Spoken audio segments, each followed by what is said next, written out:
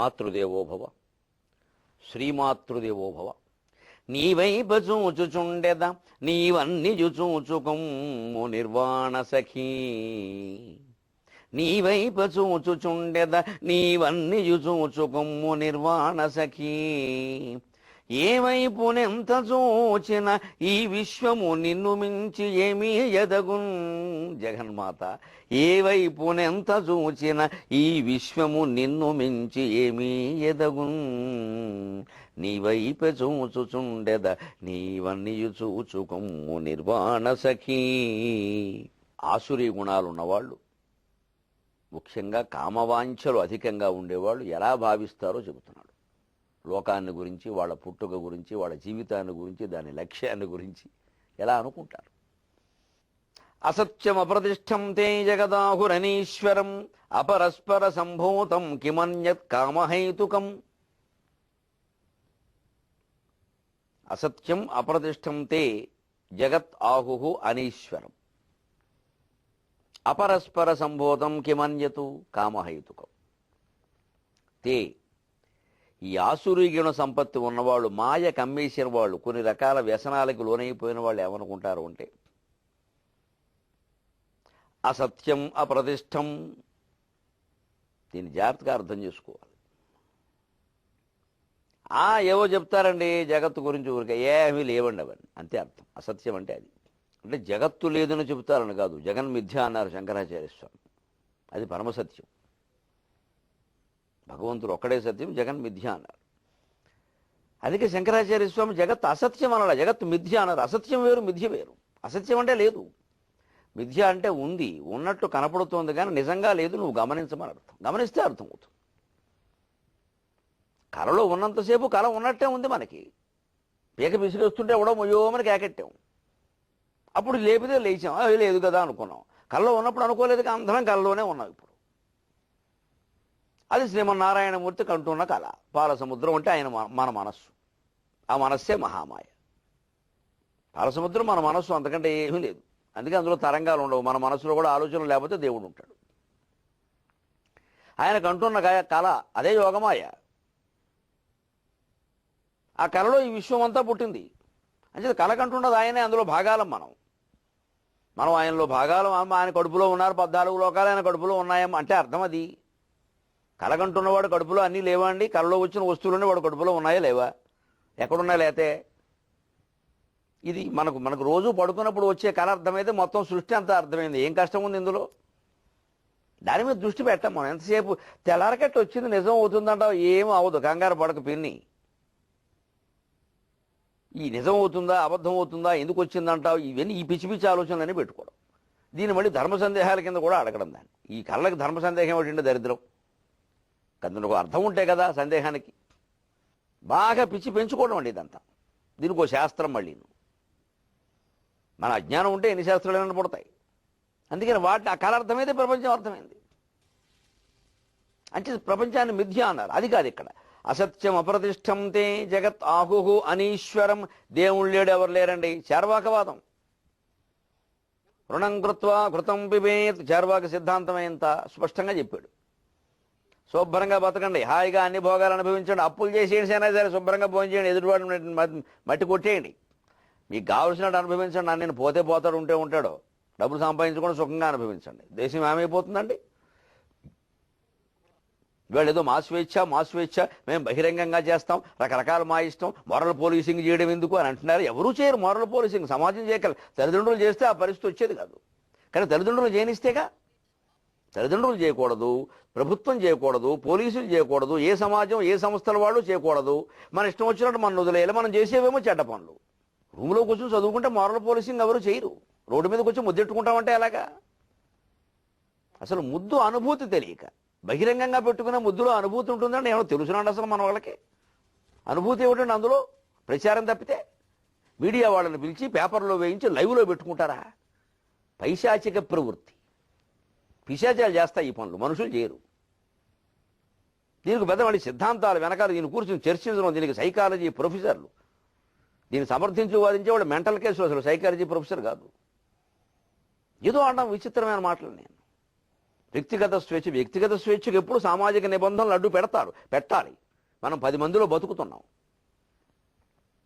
10 మందికి సంబంధించిన ఉంటాయి. మళ్ళీ రేపొద్దున ఏమైనా జరిగితే మాకు రక్షణ కల్పించలేదు, ఎవరు కల్పిస్తారు? రక్షణ కూడా వ్యక్తిగత స్వేచ్ఛ కల్పించుకోండి. ప్రభుత్వాన్ని పోలీసుల్ని కల్పించమని అడగండి. మధ్యలో పోలీసులు ఇబ్బంది పడుతున్నారు పాపం, వాళ్ళకి చెప్పలేక వీళ్ళకి చెప్పలేక అన్ని విధాలా బలైపోతున్నది పోలీసులేనండి. ఆ ఉద్యోగం ఎవరైనా చేయాలా వద్దా? వీళ్ళని వెళ్ళమనండి, పోలీస్ శాఖలోకి అదుపులో పెట్టమనండి, చూద్దాం. మళ్ళీ దానికి విమర్శే ఏమీ లేదు, ఇదే చేర్వాకవాదం. మా ఇష్టం, మాకే నీతి నియమాలు అక్కల, అసత్యం అప్రతిష్టం అంటే అర్థం అది. ఈ నీతులు, ఈ నిబంధనలు, ఈ నియమాలు మేము పాటించాం. దేవుడు అనేవాడు ఎవడు లేడు, అసలు ఉంటే రమ్మనన్న మా ఎదురుగా. మరి దేవుడికి పనే లేదు. ఈ అంటున్నవాడే దేవుడు, అది చెబుతోంది మన శాస్త్రం. ఎవడంటున్నాడో దేవుడు లేడని వాడెవడో గమనించు, దేవుడు అర్థమవుతాడు. మహాతత్వవేత్తలందరూ ఇదే ప్రశ్న వేశారు, దేవుడు ఎక్కడున్నాడు అంటే, ఎక్కడున్నాడు అని అడుగుతున్నవాడు ఎవరో అని అడిగారు. అది గమనించండి, సరిపోతుంది. అది గమనించం. మళ్ళీ అడుగుతున్నది ఎవరేమిటి, నేనెవరు తెలుసుకుందాం. ప్రయోగశాలలో పెట్టి గీసేద్దాం, శరీరాన్ని ముక్కల కింద కోసేద్దాం, నేనెవరో తేలుతుందేమో. శరీరమే నేను అనుకోవడం అజ్ఞానం, పరమ అజ్ఞానం. శవం మనం కాదే, మన కళ్ళెదురుగా 3 మంది చనిపోయారు. అంతవరకు మనం పరిగితే సుబ్బారావు అంటే వాడే పరిగి వేళ పలకడే, మరి డబ్బారావు అయ్యాడు. శరీరం మనమైతే శవం పలకద్దండి. ఇంతకంటే అజ్ఞానం ఉందా? శరీరం కంటే మనం భిన్నంగా ఉన్నాం. ఆ భిన్నం ఏమిటో పట్టుకో. అప్పుడు నువ్వు దేవుడు ఉన్నాడు, దేవుడు లేకపోతే ప్రమాదం లేదు, నువ్వు లేకపోతేనే ప్రమాదం. దేవుడు లేడని అనగలడు, నేను లేనని ఎవడో అనలేడు కదా. నేను తెలుస్తోంది, ఆ నేనే పట్టుకోమన్నారు.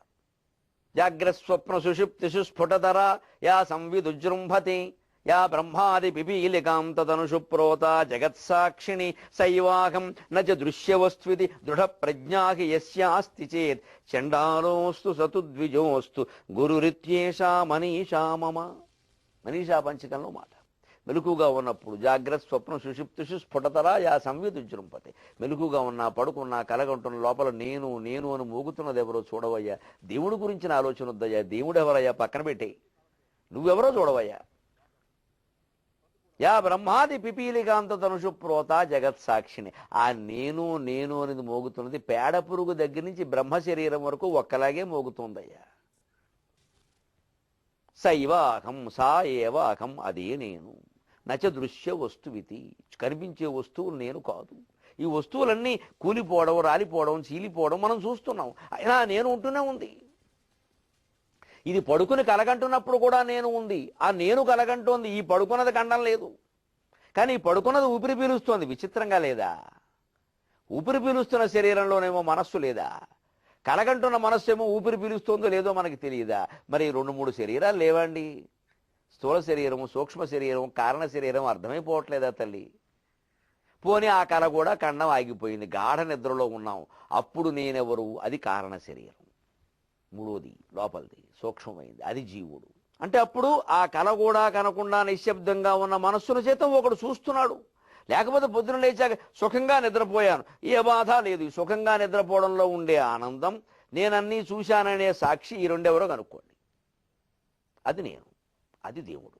దాన్నే దేవుడు అన్నారు. నువ్వు విష్ణు అనక్కల, కృష్ణుడు అనక్కల, రాముడు అనక్కల, ఏమీ అనొద్దా, నేనేమిటో కనుక్కో. ప్రతి యువకుడు, ప్రతి యువతి ఇది సవాలుగా తీసుకోవాలి. అది కనుక్కుంటే తప్ప జీవితం తెమలదు. అందుకని వీళ్ళు ఏమంటారు, ఏం దేవుడు లేడండి, నిబంధనలు ఇవన్నీ కార్యక్రమాలు అలా పెట్టుకున్నారండి.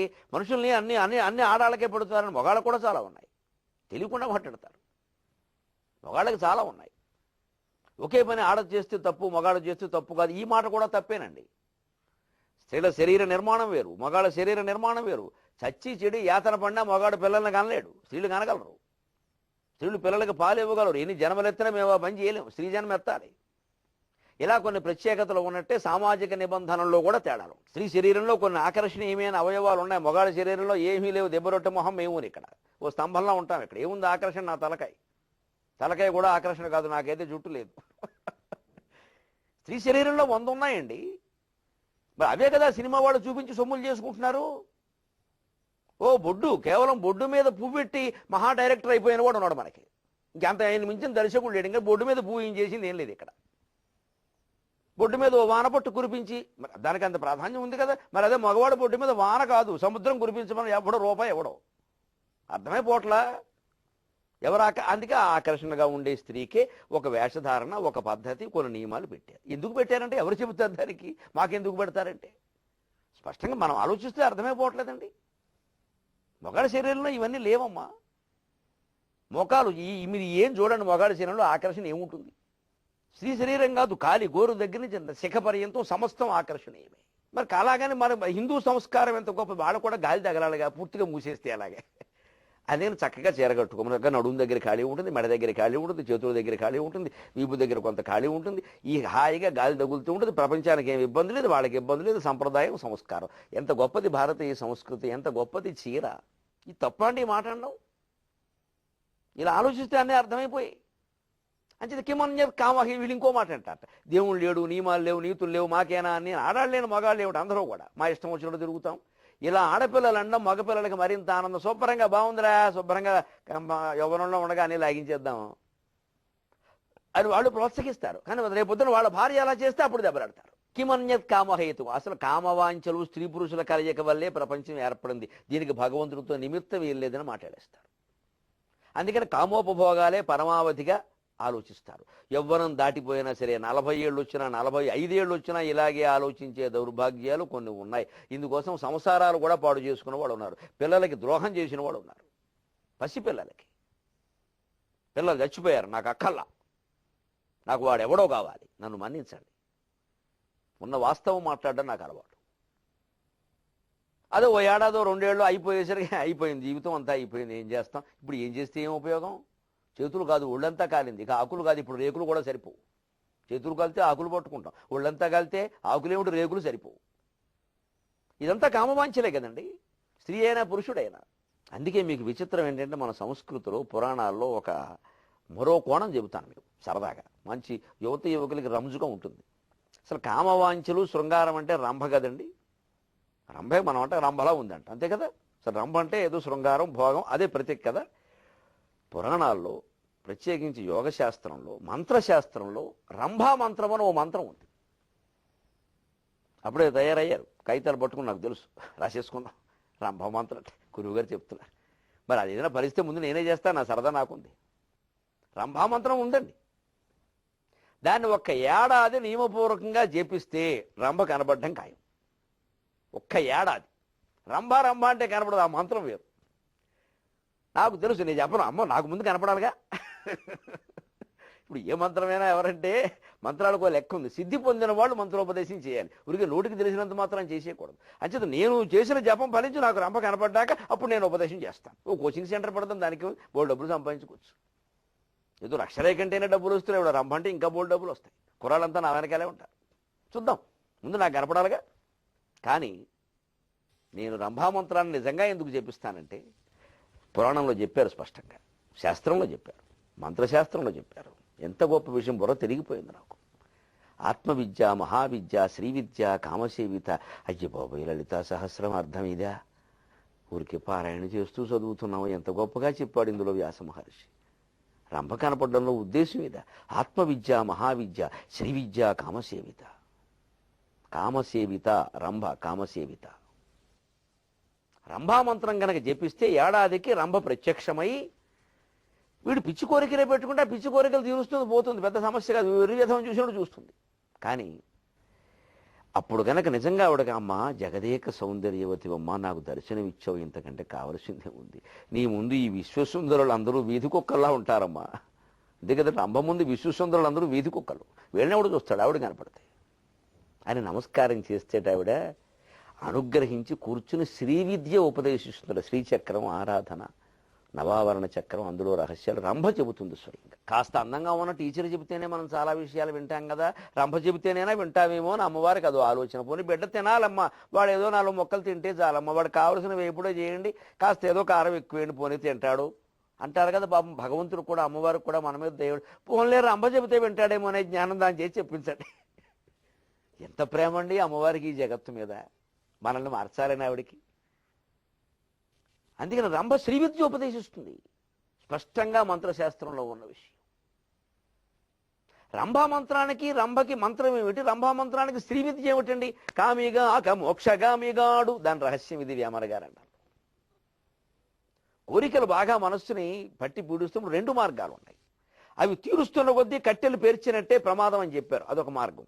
లేదు అలా ఉండలేని వాళ్ళు మాకు తీరితే కానీ కుదరదండి, తీరితే వాళ్ళకేం చెప్పారు అంటే ఈ కామోపభోగాలేవో రోజుకు 5-6 సార్లు అనుభవించే పిచ్చెక్కిపోవాలి నీకే అలా కూడా చెప్పారు. ఎందుకంటే అగ్నికి కట్టెలు చేర్చిన కొద్దీ మండుతుంది, కానీ ఒక విశేషం నెయ్యి పోసిన కొద్దీ మండుతుంది. కానీ ఆ నెయ్యి గరిటెతో పోయడం మానేసి డబ్బాతో పేరిన నెయ్యి పోస్తే ఆరిపోతుంది, అది విశేషం. భాగవతంలోనే చెబుతారు, డబ్బాతో పేరిన నెయ్యి పోస్తే అగ్ని ఆరిపోతుంది కదా, గరిటెతో పోస్తే సుక్కు స్రవం తెంచా గరిటెతో పోస్తే వెలుగుతుంది. డబ్బాతో పోస్తే 15 కేజీల డబ్బా ఉంటుంది, నేతి డబ్బా నూనె డబ్బా శుభ్రంగా డబ్బా ఎత్తి పోసి పేరిన నెయ్యి ఆరిపోతుంది. మళ్ళీ అది అంటించడానికి బోళ్ళు యాతన పడాలి. అంచేత కామోపభోగాలు విపరీతంగా అనుభవించిన వాడికి కూడా తగ్గిపోతుంది. కానీ ఆ విపరీతంగా అనుభవించిన వాళ్ళు మన రోగాలు వస్తాయి. ఇదివరకు ఎయిడ్స్, ఇప్పుడు ఎబోలా కూడాను. అందుకే మనకు ఆ మొదటి మార్గమే మంచిది. కట్టెలు చేర్చిన కొద్దీ మంట ఎక్కువ చేర్చకుండా ఉండడమే. తీరకపోతే ఏమవుతుంది చూద్దాం, మనం తీరకుండా అలా ఉండిపోదాం, దాని గురించి ఆలోచించద్దు అసలు. కొనాళ్ళకి అది పోతుందండి, అది ఉత్తమమైన మార్గం. తీరితేగాన తప్పదనుకున్న వాళ్ళకి రెండో మార్గం. అందుకే రంభామంత్రం ద్వారా రంభ ప్రత్యక్షం కావడం, కోరిక తీర్చడం ఒక పద్ధతి అయితే, లేదమ్మా ఇంత సౌందర్యవతివి నీకంటే సౌందర్యలహరులు ఎవరున్నారమ్మా అని అమ్మవారితో సమానంగా భావించి నమస్కారం చేస్తే చక్కగా లలితాదేవి కూర్చున్నట్టు మన ఒళ్ళో కూర్చోబెట్టుకుని శుభ్రంగా శ్రీవిద్య ఉపదేశిస్తుంది. నేను అందుకోసం చేస్తున్నాను, ఎవరో ఒకరు చేయాలి కదండి. శ్రీవిద్యా ప్రవర్తకుల్లో నందీశ్వరుడు ఒకడు, నంది విద్య నటేశ్వరి అంటారు. అందుకే లలితా రంభ ఒక ఆమె, మన్మధుడు ఒకడు. శృంగారానికి దేవతలైన వాళ్లే శ్రీ విద్యను ఉపదేశిస్తున్నారు, మీరు గమనించండి. శృంగారం ద్వారా దాన్ని పొందొచ్చు, దాని అసలు రహస్యం తెలుసుకోవాలి. ఈ ఊరికి ఈ పైపే గంతులు దేనికి? అందుకే ఆ వ్యామోహంలో పడకుండా ఉండడానికి మనం కాస్త అలవాటు చేసుకోవాల్సింది ఏమిటంటే, మహర్షులు సాత్వికమైన ఆహారం తిన్నవాడు, ఆ మాటకు వస్తే ఆకులు దుంపలు తిన్నవాళ్ళు కూడా లొంగిపోయారు.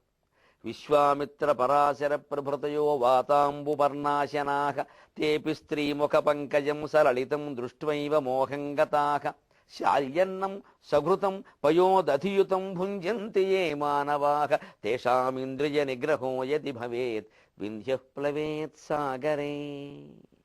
విశ్వామిత్ర పరాశర ప్రభృతయః, విశ్వామిత్రుడు తూర్పు దిక్కును తపస్సు చేశాడు, మేనక రాగానే లొంగిపోయాడు. దక్షిణం దిక్కును చేసేట ముందు మేనక రాగానే లొంగిపోయాడు. 10 ఏళ్ళు కాపురం చేశాడు, శకుంతలను కన్నాడు. శకుంతలను అక్కడ వదిలేసిపోయాడు. పైగా అనుకున్నట్ట తను తప్పు ఒప్పుకోడు కదండి. ప్రపంచంలో ఎవడో దక్షిణ దిక్కును చేపట్టి ఇలా అయింది. దక్షిణ దిక్కు వల్ల అవలా మన మనస్సు దిక్కుమాలిన దిక్కు, దానివల్ల అయింది. ఒప్పుకోడు ఎవడను. అప్పటి నుంచి ఏదో దక్షిణ దిక్కు తిరిగి పూజ చేయకూడదు, ఏం ప్రమాదం ఏం లేదు. ఇవన్నీ పెట్టుకోక్కర్లేదండి. తూర్పు సూర్యోదయం అవుతుంది, అందువల్ల పవిత్రమైన మాట వచ్చింది. నాకంటే తూర్పు ప్రాధాన్యం పెంచేయకండి. అసలు ఇంకా రహస్యానికి వెడితే నేను పక్కాగా మాట అడుగుతున్నా, గుండ్రంగా ఉన్న భూమికి దిక్కులు ఏమిటండి? మన ఆలోచనలు ఏమిటండి? అసలు గుండ్రంగా ఉన్న భూమికి దిక్కులు ఉంటాయండి? ఇది తిరుగుతుందా ఓ పక్క? సూర్యుడు ఎప్పుడూ ఓ దిక్కును ఉదయిస్తూ కనపడుతుందో దానికి తూర్పు అని పేరెట్టాం. మనం పెట్టింది మనమే, సూర్యుడు పెట్టలేదు. మంచిది, ఈ దిక్కులకు ఉండే ప్రాధాన్యం ఉంది, దాన్ని ఇంకా విపరీతం చేసేయకూడదు. ఇంకా అన్నం తింటే ఇటే తిరగాలి, పడుకుంటే ఇటే పడుకోవాలి, పూజ చేస్తే ఇటే చేయాలి, పొరపాటును కూడా ఇటు చేయకూడదు. ఏం ప్రమాదం ఇందులో?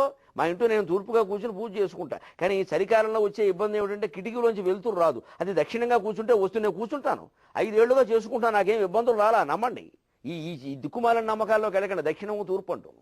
మనస్సు అన్నిటికీ ముఖ్యం. నీ మనస్సు ఎలా ఉంటే బాగుంటుంది, నీ మనస్సు ఎలా ఉంటే నిష్ఠగా ఉంటుంది, నీ మనస్సు ఎలా ఉంటే లగ్నం అవుతుంది. నువ్వు మంచం మీద పడుకుని కాలు మీ కాలు వేసుకుంటే లగ్నం అవుతుంది, అలాగే పడుకో, జపం చేయి, ఫలిస్తుంది. నేను ఇస్తా సాధ్యం, నేను చెప్తా. అలాగే నియమాలను జడగొట్టమని కాదు, నియమాలను నేను విమర్శించట్లా. ఆ నియమం మనిషి బాగుపడడం కోసం పెట్టారు. కానీ నియమాన్ని పట్టుకుని బాగుపడడం మర్చిపోతే ఎలాగా? అది బాగుపడడం కోసం అనే విషయం మర్చిపోయి నియమాన్ని పట్టుకుని వేలాడితే ఇప్పుడు వేలాడమే జరుగుతోంది. అందుకే సందేహాలు ఎక్కువ అవుతున్నాయి. విశ్వామిత్ర పరాశర ప్రభృత దక్షిణ దిక్కును తపస్సు చేశాడు. మేనక రాగానే ఈయన మనస్సు లొంగింది. దక్షిణ దిక్కు లోపమే ఉందండి, దానికి దక్షిణ ఇచ్చాడు ఈయన. అది దాని చుట్టూ ప్రదక్షిణం చేశాడు. అదే చెబుతున్నాడు. అటువంటి వాళ్ళు పరాశరుడు జీవితంలో స్త్రీ అంటే ఏమిటో తెలియదు. వ్యాసుడు తండ్రి పల్లెపడుచు చేపలు పట్టేవాళ్ళ అమ్మాయి పడవ నడుపుతుంటే చూసి మోజులో పడ్డాడు. ఇదేం ఆశ్చర్యం ఇది? వాత అంబు పర్ణాచన, గాలి వాత గాలి, అంబు నీళ్లు, పర్ణ ఆకులు తిన్నారు, నీళ్లు తాగారు, గాలి సేవించారు. ఇంకేం లేదు వాళ్ళకి. మనకి వల్లే ఏదో కక్క మొక్క వ్యవహారాలు ఏమీ లేవు. పప్పు, ముద్దపప్పు, ఆవకాయ, పనసపొట్టు కూర, అందులోకి గుమ్మడికాయ ఒడియారు ఏమీ లేవు. మరి పోనీ ఇవన్నీ వేసుకు తిన్నా మరి కోరికలు పుడతాయంటారు కదా, మరి వాళ్ళకే పుట్టాయి. అంత మాత్రం చేత ఈ ఆహారం మానేయాలా, నీరసంగా గడపాలా? వాతాంబు పర్ణాశం తేపి స్త్రీముఖ పంకజం సరళితం దృష్టివైవ మోహం గతా. అటువంటి వాళ్లే అందమైనటువంటి స్త్రీలను చూడగానే కాస్త అని చూశారు. ఇందులో ఆశ్చర్యం ఏముందండి?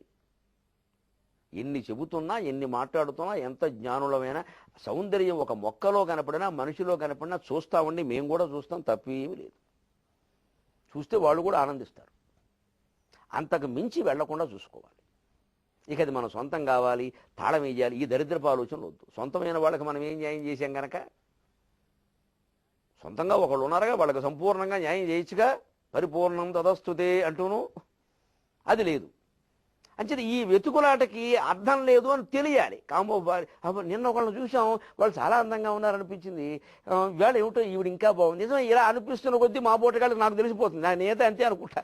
నిన్న కొన్ని అందాలు కనపడ్డా, ఈవేళ కొన్ని అంటే ఈ అందాలు శాశ్వతం కాదు, ఇంతకంటే అందాలు రేపు కనపడతాయి. ఈవేళ మొగాళ్ళలో మాత్రం లేవా ఏమిటట, అయిపోయింది, వదిలేస్తాం ఆ విషయం. అంతేకాని ఆవిడ చాలా బాగుంది, ఆవిడతో మాట్లాడుతుంటే కొంపలు అంటుకుంటాయి. ఇక మాటలతో ఆగుతుందా వ్యవహారం? ఇక ఇలాగే నిగ్రహించుకోవాలి. నేను ఉదాహరణగానే నేనే చెబుతున్నా. ఎవరైనా అనుభవిస్తున్నది, ఇదేమో ఎవరో అతీతులు అనుకోకండి. వాళ్ళకి ఇలాంటి ఆలోచనలు ఉండవు. వాళ్ళు పుట్టుకతోనే ఇవి పెట్టుకొద్దామా, ఇవన్నీ సెంటిమెంట్లు. ఇవి అందరం సాదాసీదా మనుషులం, అందరం ఉమ్మ నీటిలోంచి బయటపడిన వాళ్ళని. అందరికీ ఇప్పటికీ అన్ని వాంఛలు పీడిస్తూనే ఉంటాయి. ఒకరికి 90%, ఒకరికి 10%, అంతే తేడా. ఏమీ అసలు ఇందులో అతీతంగా ఎవరిని ఊహించొద్దు. మీరు అక్కడే మోసపోతున్నారు మనుషులంతా. 4 మాటలు చెప్పగానే వాడిని కృష్ణుడు అవతారం ఉండడం, అపర శంకరాచార్య ఉండడం, ఇక అవతార పురుషులు పెరిగిపోయారు దేశంలో, అసలు మనుషులు తగ్గిపోయారు. మాటలకు పడిపోయేవాడు ఎక్కువ కాబట్టి మాటలు చెప్పి మోసం చేసేవాడు తయారయ్యారు. మాటలకు పడద్దు, నిజాయితీగా మాట్లాడేవాడే నిజమైన మాటలు ఉంటాయి. వాళ్ళు లోపాన్ని ఒప్పుకోలేదు, పుట్టుకతోనే మహాపురుషులు అన్నట్టు మాట్లాడడం, అసలు మాట మాట్లాడటమే తప్పు అన్నట్టుగా మాట్లాడడం. మాట మాట్లాడడం తప్పేదో వ్యవహారాలు ఎలా తెలుస్తాయి? తేపి స్త్రీ ముఖ పంకజము సరళితం దృష్టివైవ మోహం గతః. మరి అటువంటి వాళ్ళు కందమూలాలు తిన్నవాళ్లే అలా పడిపోతే, శాల్యన్నం శుభ్రంగా సన్న మసూరి బియ్యం 40 రూపాయలు, బాసుమతి బియ్యం సోనా మసూరి, మా వద్ద అన్ని రకముల బియ్యము లభించును, బాసుమతి సహా. బాసుమతి అంటే బాగుంది, అదొక పెద్ద భానుమతి. అది సౌందర్యం దానికి ఉంటుంది, దాని వ్యాంఛలు దానికి ఉంటాయి. దాని ద్వారా అందుకని సౌకృతం, పైగా అందులో నెయ్యి వేసుకుని పయోదతీతం, పాలు పెరుగు శుభ్రంగా తిన్నాక ఏమవుతుంది ఉండక.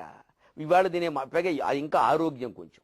ఇది మసాలా తిండి, పిజ్జాలు, బర్గర్లు, ఈ పానీపూరీలు, బయట దొరికేవన్నీ మసాలా, కడుపులో దేవేసి పిచ్చి కోరికలు ప్రత్యేకం పుట్టిస్తాయి. బ్రాహ్మణ పూర్వం ఉల్లిపాయ తినంది, అందుకనే ఉల్లిపాయ వల్ల ఈ మసాలా, ఉల్లిపాయ అంటే మసాలా, అది పెరుగుతుంది. అది బ్రాహ్మణత్వానికి అది పనికిరాదు. వేదం చదువుకునే బ్రాహ్మడికి ఇటువంటివన్నీ కలిగితే అలాగా. ఇక వేదం చదవడు, ముత్తైదు ఎవరో దండం పెడుతుంటే అలా చూస్తూ కూర్చుంటాడు, జరగకుండా జరుగుతాయి. అది రావద్దనే ఆయన మానేయమన్నారు. ఇంకా ఉల్లిపాయ తినడం అనే నెక్స్ట్ ఒకటి పెట్టుకుని మిగిలినవన్నీ సాగిస్తామంటే ఎలాగా? అదే తేడా తెలుసుకోవాలి. అసలు నియమం ఎందుకు పెట్టారు?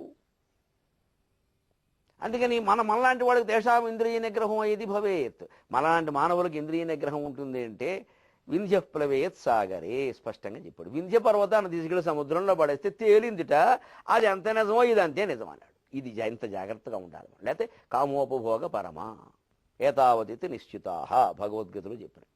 పైగా వాళ్ళు ఏం వాదిస్తారని ఇందాక చెప్పింది అనొచ్చు. కిమన్యత్ కామహైతుకం, అసలు జగత్తంతా కామవాంఛల నుంచే పుట్టిందండి. అపరస్పర సంభూతం, ఆ ఇద్దరు కలవడం తప్పితే ఏముందండి ఇందులో? అంత మాత్రం చేత పుట్టితే తల్లిదండ్రులు కలిశారు, మనం పుట్ట, వాళ్ళు ఎలా పుట్టారు వాళ్ళ తెలియదు. మనం సృష్టిక మూలంలో ఎవరో ముందు కలవని వాడు ఒక్కడే ఉన్నాడు. అలా అయినా ఆలోచించండి. మన తల్లిదండ్రులు కలిశారు, మనం పుట్టాం, వారి తల్లిదండ్రులు కలిశారు, వాళ్ళు పుట్టాం, వారు ఇంకా ముందుకు వెళ్ళండి. ఇంకా ఈ వంశవృక్షం మొత్తం మూలానికి వెళ్ళండి. వంశీమోహనుడైన కృష్ణ భగవానుడు కనపడతాడు, ఆయన మూల పదార్థం. అక్కడ ఇద్దరు లేరు, ఉండే అవకాశం లేదు. ఏకమేవా అద్వితీయం బ్రహ్మ, అద్వైతం ఒక్కటే సత్యం. ఆ కృష్ణుడి నుంచే రాధవ ఒక జగన్మాయ, దాన్ని రాధానండి, మీరు లక్ష్మీనండి, సరస్వతి అనండి, పార్వతి అనండి, బయటపడింది. ఉన్నది ఒకటే. ఈ క్రైస్తవ మతం చూసుకున్నా అంతే. ఆదాము నుంచి ఈవు వచ్చాను, ఈవు రాందే ఎలా వస్తుంది మరి? ఈవు నుంచి ఈవినింగ్ వచ్చింది. ఇంక ఈవినింగ్ కార్యకలాపాల వల్ల మిగిలినవన్నీ వచ్చాయి. ఆదాము పక్కటెముకల నుండి ఈవు పుట్టాను. ఇదేనా ఒకటేనండి సత్యం? వారి భాషలో వారు చెప్పారు, మన భాషలో మనం చెప్పాం. జగన్మాత ఈశ్వరుడు ముందుండెను, పార్వతి జగన్మాయగా ఆవిర్భవించను. నారాయణుడు ముందు ఉండెను, వక్షస్థల ముందు లక్ష్మి ఉండను. ఇంకేముంది ఇక్కడ? ఇదే విషయం. అంతకంటే